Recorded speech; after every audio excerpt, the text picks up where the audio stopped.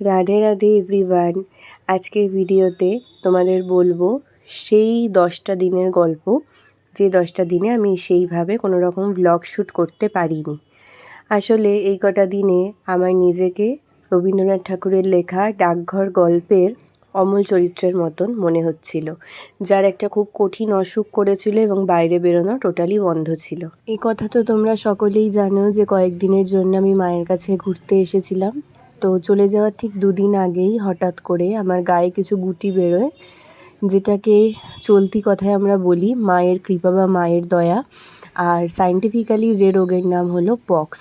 হ্যাঁ, আমার chicken pox হঠাৎ করেই ধরা পড়েছিল। ছোটোবেলায় কখনোই হয়নি, তাই হয়তো সবারই যে একবার হয়, আমিও তার ব্যতিক্রম গেলাম না। প্রভুর কৃপা এবং মা শীতলার কৃপায় আমারও ঠিক এই সময় পক্স ধরা পড়ে।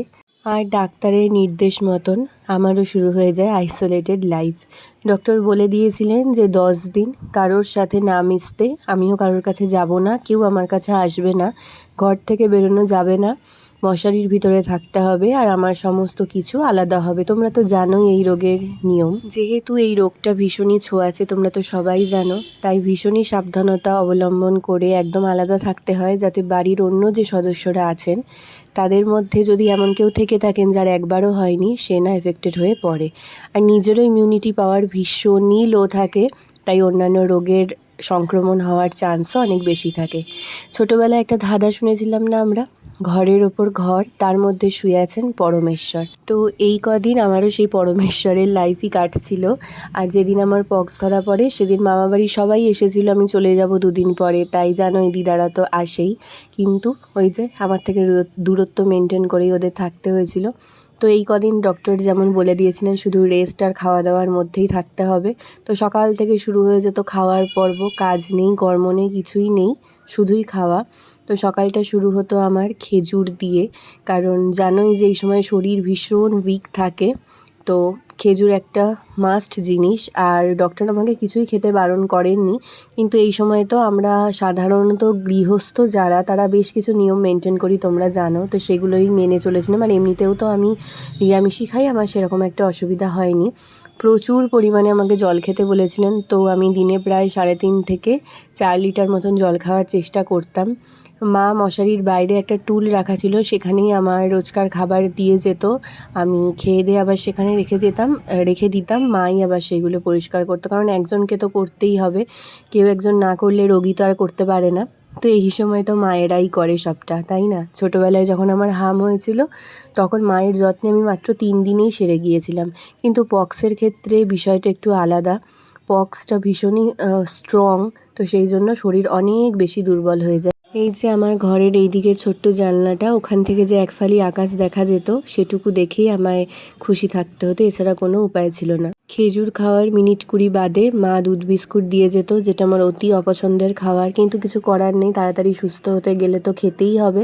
তো সেই জন্য সেটা খেয়ে দিয়ে সারাদিন চলতো, নয় কার্টুন দেখা, নয় সিনেমা দেখা। প্রথম দিকে তো গল্পের বই কিছু ছিল না, তারপর সেটা জোগাড় করতে হয়েছে, কারণ নয়তো এতগুলো দিন এইভাবে সময়টা কাটবে কী করে? তোমরা তো জানো আমি সারাদিন ছুটে বেড়াই, সেখানে এই রকমভাবে বসে থাকা আমার জন্য খুবই কষ্টকর।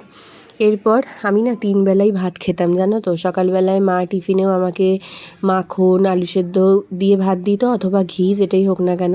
কারণ যেহেতু ডক্টর এই সময় বলেন যে অনেক রকম প্রোটিন খেতে, কিন্তু সাধারণত আমরা তো কিছু নিয়ম মানি, যেহেতু আমরা মনে করি যে এটা মায়ের দয়া বা মায়ের কৃপা, সেই জন্য আমরা কিন্তু এমনিতেও এই সমস্ত দিনগুলোতে এইসব রোগ হলে ননভেজ কিছু খাই না, আর আমি তো এমনিতেই খাই না, তো সেই জন্য অন্যান্য প্রোটিনগুলো বেশি করে খেতে হতো। তো সেই খাওয়ার পরে প্রায় 1 ঘন্টা পরে মা আমাকে ফল কেটে দিয়ে যেত, কখনো লেবু শুধু খেতাম, কখনো আবার রস করে দিত, যেদিন যেরকম পারত। আর এই যে কটা দিন আমি অসুস্থ ছিলাম, প্রচণ্ড পরিমাণে বৃষ্টি হতো, আর সেই জন্য আকাশের অবস্থা দেখে মন আরও বেশি খারাপ লাগতো।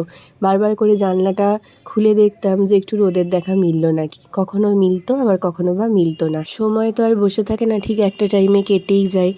আর আমার খালি মনে হতো যে খেয়ে খেয়ে আর শুয়ে থেকেই আমার দিনগুলো কাটছে। আবার দুপুরবেলা খাবারের দুপুরের সময় চলে আসতো, মা তখন ডাল সব সবজি আর সয়াবিন দিয়ে আবার আমাকে সেদ্ধ দিয়ে ভাত দিত, আর সাথে ঘি বা বাটার যেটাই থাকুক না কেন সেটা কিন্তু মাস্ট ছিল।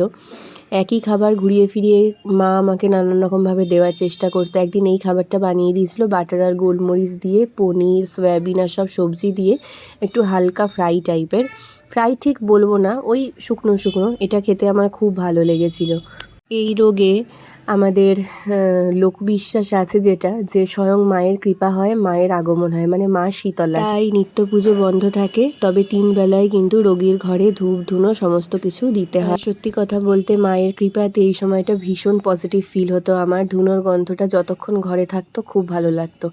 বিকেলের দিকে মা কখনো দুধ দিত, কখনো বা আমি যদি বলতাম যে আজকে একটু চা বানিয়ে দাও, তাহলে মা চা বানিয়ে দিত, সেটা লিকার হোক কি দুধ। আর সেটা খেতে খেতে কোনো দিন আমি কীর্তন শুনতাম, কোনো দিন ভাগবত কথা শুনতাম। আবার যেদিনকে আমাদের নিমাই পাঠশালার ক্লাস থাকতো সেদিন গুরু মায়ের ক্লাস করতাম। তোমাদেরকে তো আগেও বলেছি যে গুরু মায়ের কথা শুনলে বা মাকে দেখলে মনে এত আনন্দ লাগে, সেটা যারা নিমাই পাঠশালার সাথে কানেক্টেড তারাই বুঝবে। তারপর যেই সন্ধে গড়িয়ে রাত নামতো, আবার খেয়ে দেয়ে ওষুধপত্র সমস্ত কিছু নিয়ে ঘুমাতে চলে যাওয়া। এই 9টা দিন আমার স্নান ধান কিছুই হয়নি, সেই সমস্ত বারণ ছিল। তো সেটা একটা কষ্টকর ব্যাপার তো ছিলই, যতই বৃষ্টি হোক। আর এটা যেহেতু গরমকাল, তো এটা একটা ভীষণই কষ্টের ব্যাপার বলে আমার মনে হয়। কোনো দিন রাত্রিবেলায় মা ডালিয়া বানিয়ে দিত, কোনো দিন ভাত, কোনো দিন দুধ সুজি, এরকম মোট কথা যা খেলে শরীরের দুর্বলতা কাটবে সেরকম ঘুরিয়ে ফিরিয়ে মা সমস্ত কিছুই বানিয়ে দিত। তো এইভাবেই আমার দিনগুলো কেটেছে। এখন আমি মোটামুটি সুস্থ, তবে আরও কিছুটা দিন অপেক্ষা করতে হবে ওইখানে, মানে পায়রাডাঙ্গার বাড়িতে ফেরার জন্য। তাই জন্য এই কদিন তো আমি কোনো রকমভাবেই ব্লগ করতে পারিনি, তোমরা হয়তো বুঝতেই পেরেছো। যেগুলো তোলা ছিল সেগুলোই এডিট করে পোস্ট করেছি। পুরনো ভিডিও কিছু তোমাদের সাথে শেয়ার করেছি, আর ওই সময়ের কিছু মুহূর্ত আমি শ্যুট করে রেখেছিলাম যে একটা ভিডিওতে তোমাদের সাথে শেয়ার করব বলে। আর এই কয়েকদিনে আমার মনে আমার প্রভু শ্রী রাধারমণ লালের চিন্তা কিন্তু সর্বাধিক ছিল, যেহেতু ফ্রি টাইম ছিল। সবসময় প্রভুর কথা চিন্তা করতে পেরেছি, এটা প্রভুর অনেক বড় কৃপা। মায়ের আশীর্বাদে আর প্রভুর আশীর্বাদে আমি এখন মোটামুটি সুস্থ। আর এই কার্টুনটা তোমরা ছোটোবেলায় কে কে দেখেছো আমাকে কমেন্টসে জানিও। ঠাকুমার ঝুড়িতে এই কার্টুনটার নাম ছিল সুখী রাজকুমার। ছোটোবেলায় যখন দেখতাম তখন শুধু চিন্তা করতাম যে আমিও যদি সুখী রাজকুমারের সেই পাখিটা হতে পারতাম যে গরিব মানুষদের পাশে দাঁড়িয়েছিল, কতই না ভালো হতো। আজকের মতন বাই।